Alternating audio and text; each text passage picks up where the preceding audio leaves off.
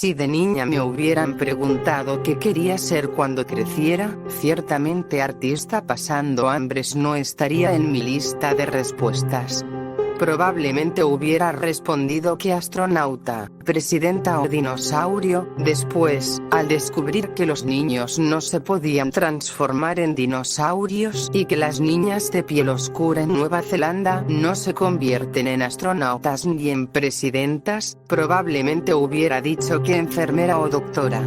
En la escuela, fui empeorando de forma progresiva en cualquier materia que no fuera inglés o arte, pero cuando llegué a la adolescencia, una tía me consiguió un empleo de medio tiempo como conserje en el hospital local. En esa época el salario no me parecía nada malo, y era muy buena en lo que hacía. Me gustaba limpiar, aunque a veces hubiera diarrea en el suelo o vómito con sangre en las paredes. Después de un tiempo te acostumbras a la mayoría de los olores. Bueno, con excepción del olor de la Clostridium difficile, también conocida como C. diff. Aunque rara vez tuve que limpiar una habitación de un paciente infectado con esta bacteria. Eventualmente, ese salario mínimo me permitió dejar la escuela y alquilar un apartamento pequeño, de una habitación inmunda en un edificio de concreto. Cuando no estaba durmiendo o trabajando, producía mi arte, que vendía los sábados por la mañana en la feria local. Y así fue como me transformé en una artista pobre de medio tiempo. Hay ciertos tipos de alimentos básicos que las personas pobres deben tener en sus despensas. Los míos eran el arroz y las papas, ambos son económicos y pueden transformarse en diversos platillos.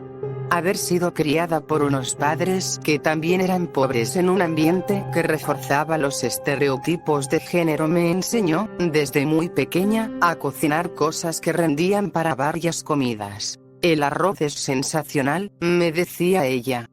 Puedes comerlo dulce con el desayuno y puro en el almuerzo o la comida y repollo. Todo parecía contener repollo. Pero solía tener mis pequeños lujos en ese departamento minúsculo. Un tarro de mantequilla de maní, un frasco de miel manuka que un tío que vive en el norte me había enviado y otro frasco grande de azúcar mascabado para mis tazas de té. Quizá ahora entiendas por qué me molesté tanto cuando las hormigas empezaron a entrar aquí. Son seres minúsculos, las hormigas más pequeñas que haya visto en mi vida. Cuando despertaba por las mañanas, se encontraban alrededor de las pequeñas migajas de comida, dividiéndolas y llevándolas a su nido en una mini peregrinación de cuerpos marrón oscuro. Al principio no les tuve ningún resentimiento, yo sabía lo que era padecer hambre. Y contrario a otras personas, me parecía genial que estuvieran limpiando parte de mi tiradero, haciéndome un favor. Pero cuando hicieron un agujero en mi bolsa extra de azúcar mascabado, decidí que habían llegado demasiado lejos. Descubrí que el bórax y el azúcar son perfectos matando hormigas cuando se mezclan. En el trabajo teníamos muchos productos de limpieza con bórax, para destapar caños y disolver suciedad pesada. Así que hice una mezcla con la solución, tal y como lo vi en internet, y después la dejé en un plato sobre la mesa de la cocina. No pasó mucho tiempo para que mis pequeñas visitantes indeseables aparecieran. Una hora después, un par de hormigas marchaban por la mesa en dirección al plato. Tal y como decía mi investigación, se lo comieron, y también llevaron un poco al nido, donde otras les seguirían la corriente, hasta que el veneno se apoderara de su hogar.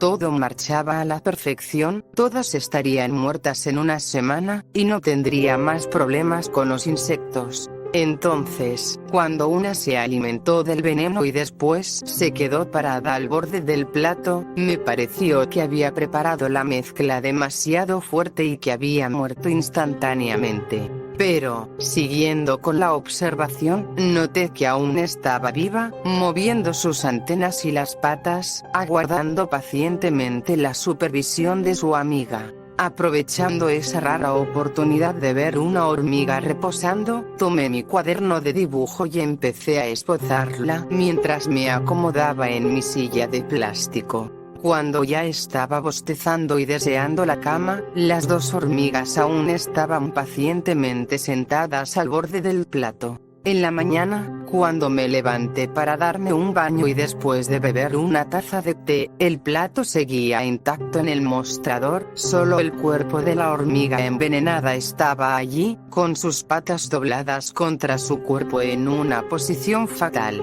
Mi intento de envenenar el nido había fallado. La semana siguiente hicieron un nuevo agujero a la bolsa de azúcar que ya había colocado dentro de otro bolso plástico, y vaciaron la mitad del contenido. Enfurecida, colgué la bolsa de un gancho en el techo de la lavandería. A la mañana siguiente, la bolsa vacía estaba en el suelo, sin ningún grano de azúcar en su interior. Frustrada, fui hasta el supermercado y compré veneno de verdad para hormigas, junto con otra bolsa de azúcar. Cuando llegué a casa, coloqué la trampa en el suelo de la alacena y la bolsa de azúcar dentro de un recipiente, el cual puse dentro de un recipiente más grande lleno de agua. La familia de ladrones de azúcar estaba cerca de recibir su castigo. Tuve un sueño agitado, con la puerta de la habitación abierta, intentando irracionalmente escuchar los sonidos de los pequeños intrusos. Una parte de mí se había convencido de que estaban conspirando contra mí. Tenía sueños esporádicos de hormigas gigantes hurgando en la alacena, masticando y haciendo huecos a través del vidrio y del plástico, comiéndose todos los alimentos que podían encontrar. Eventualmente tuve que despertarme y me tambaleé hasta la cocina para beber un poco de agua. Cuando las luces se encendieron, vi movimiento. La bolsa de azúcar había sido extraída del recipiente y estaba abandonada en la encimera. Las hormigas zapateaban con locura sobre el mueble, corriendo para ocultarse en cualquier ranura u orificio que encontraban. Con seguridad sus bocas estaban llenas de azúcar. Pensando rápido, tomé un vaso de vidrio del fregadero y lo puse encima de una de las hormigas, que recién escapaba de la bolsa de azúcar casi vacía. Había atrapado a una de las ladronas. Definitivamente me estaba observando. A donde quiera que iba, se posicionaba dentro del vaso de forma que pudiera verme. Si me acercaba, si la veía, la hormiga se paraba sobre sus patas traseras y golpeaba el vidrio con una de sus antenas. La otra había sido aplastada por el vaso cuando la atrapé. «No te voy a soltar», le dije. «No hasta que dejen de robarme el azúcar». Dio otros golpecitos. Noté que era mucho más grande que las hormigas que habían aparecido al principio. Era brillosa y oscura, como si la hubieran pulido. Al ser más grande, su rostro era casi antropomórfico, lo que hacía un poco incómodo mantenerla en prisión. «¿Sabes? Yo te podría matar», continué. «Pero no. Hagamos un trato. De noche colocaré un bote de azúcar blanca frente a la puerta de la casa, allá afuera. Podrán comer y llevarse lo que quieran. Solo no vuelvan a tocar mis cosas». La hormiga me veía a través del vidrio. «¿Estamos?» Otros golpecitos. Suspirando, levanté el vaso. La antena de la hormiga se retorció furiosamente por un segundo, después corrió y desapareció por una grieta entre la cocina y la encimera. Si había entendido o no, quién sabe, pero el bote de azúcar en la puerta estaba funcionando. Por las noches iban hasta la puerta, comían, tomaban y llevaban el contenido hasta su nido. Como si el trato se hubiera cumplido, no se aparecieron más en mi cocina. Todo eso me pareció muy gracioso, era como una mafia, solo que pequeña y de insectos. Mientras yo les pasara cierta cantidad de azúcar, ellas me dejarían en paz. Pese a que estaba contenta con el trato, había alguien que no pensaba así. Mi vecino, Charles. Un anciano con raíces europeas. Charles no tenía tiempo para perderlo en personas como yo. Si mi radio estaba muy alto, golpeaba la puerta con su bastón hasta que bajaba el volumen.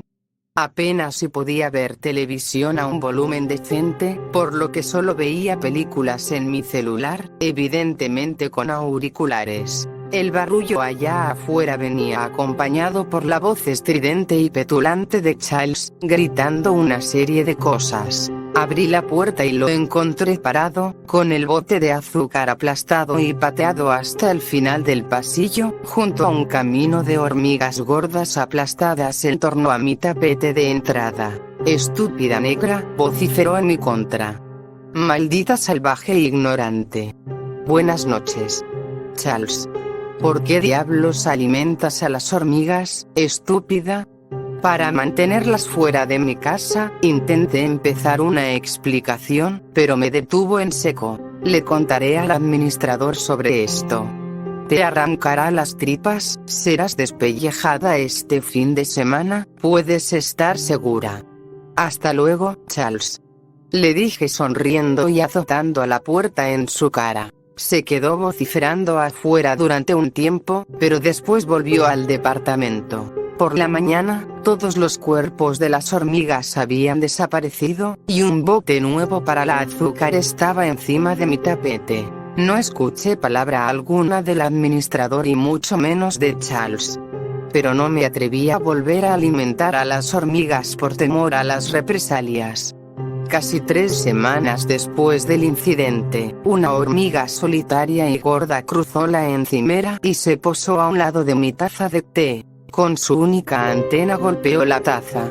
Hizo otros golpecitos. Después, caminó con singular alegría desapareciendo por la misma grieta de donde había salido. Aquella noche dejé el bote de azúcar por la parte de afuera, y en la mañana había una sorpresa esperándome. Dentro del bote de azúcar había un lindo colgante de color blanco cremoso. Ya había intentado hacer esculturas con eso, pero, a pesar de mis dotes artísticas, nunca lo lograba.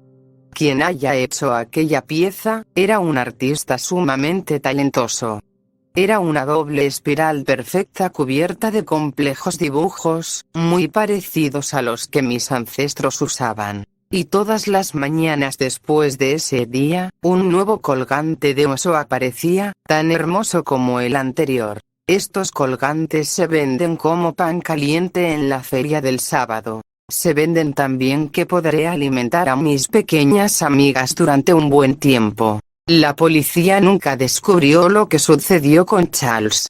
Dijeron que el equipo forense no encontró nada, ninguna señal de entrada forzada, ningún rastro de pelea.